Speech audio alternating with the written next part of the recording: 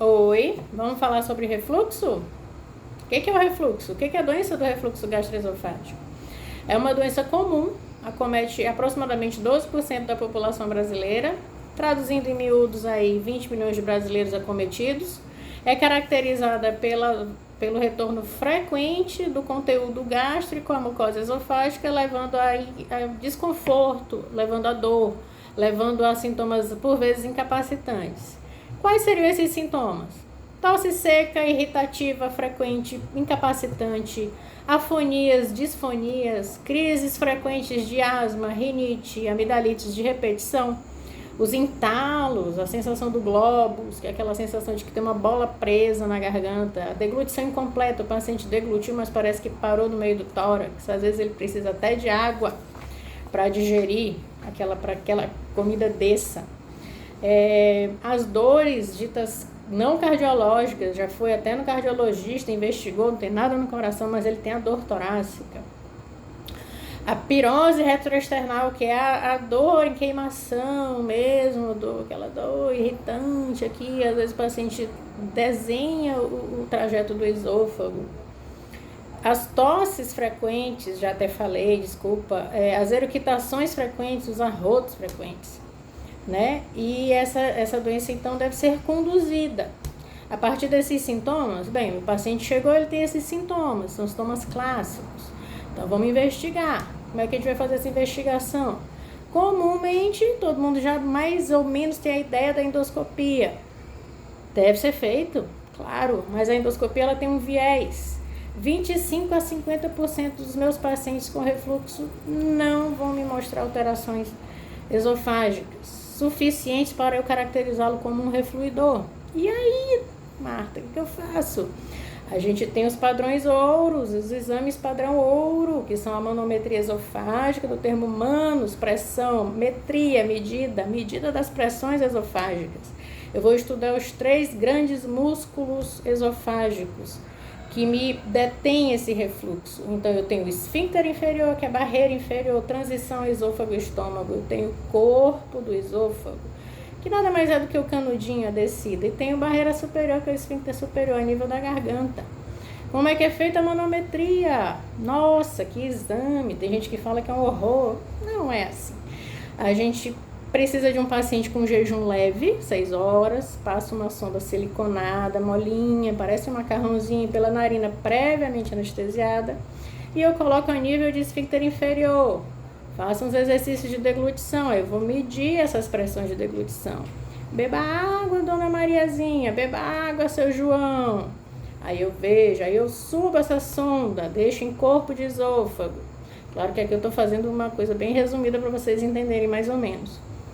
Degluta água, degluta saliva. Aqui, parte superior, a mesma coisa. E tiro. 10 minutos eu encerrei.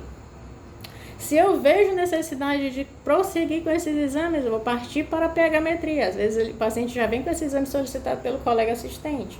Às vezes eu percebo a necessidade da realização da pH-metria. Quando é que é necessário realizar? Quando eu tenho um paciente refluidor, mas eu não tenho estigmas endoscópicos.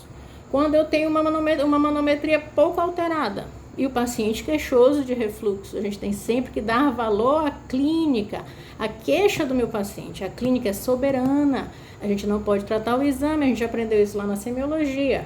Então, o paciente está com queixa, doutor, é o refluxo, então vamos partir para a pH-metria.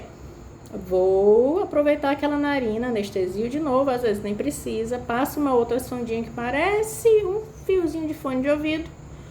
Nessa narina o paciente vai para casa, essa sonda ela vai ligada numa maquininha. A gente que é do tempo do Walkman, ou o que eu digo hoje, parece um holter. Meu paciente vai marcar, apertar em botões, a hora que ele vai comer, a hora que ele vai beber, a hora que ele vai deitar, a hora que ele vai levantar. Volta no dia seguinte, eu tiro essa sonda, ligo essa máquina ao computador e vou analisar. Qual é a característica do refluxo desse paciente? Se é quando ele come, ele reflui mais, se ele reflui mais quando ele bebe, ou ele reflui mais quando ele está deitado. Eu esmiuço isso, caracterizo, considerações finais. Paciente reflui caracteristicamente misto. Como é isso? Tanto faz estar em pé como deitado, ele está refluindo. Ele reflui só Quando ele está deitado, ele reflui só as alimentações. Junto isso com a manometria, mando para o colega assistente, ou às vezes o paciente é meu, e a partir daí a gente individualiza esse tratamento. Ou se clínico, ou se cirúrgico. Em tese, tudo se começa com tratamento clínico, mas às vezes eu já preciso entrar de cara com tratamento cirúrgico. Eu preciso individualizar, sempre individualizar.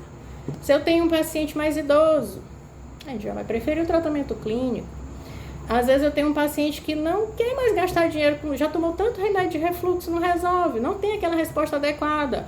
Ou só tem a resposta adequada enquanto em uso da medicação. Doutor, eu suspendi o remédio e voltei a sentir. Aí se pensa em tratamento cirúrgico. Ou presença de comorbidades, não dá para operar, vamos ter que manter tratamento clínico. Ou presença já de uma lesão maligna, ele já veio com uma lesão dita maligna ou pré-maligna e a gente já fez a manometria como um pré-operatório, a pegametria como um pré-operatório. Isso é individualização, cada caso é um caso. Não é receita de bolo, não é a vizinha tá tomando pantoprazol que você vai resolver o seu refluxo com pantoprazol porque ela resolveu o refluxo dela. A gente sabe que não é bem por aí. E aí, qualquer dúvida, eu tô aqui à disposição. Todos vocês já me conhecem. Para quem não conhece, me apresento, a doutora Marta, lá na Gastrocentro no Jaracati. Vamos junto. Forte abraço.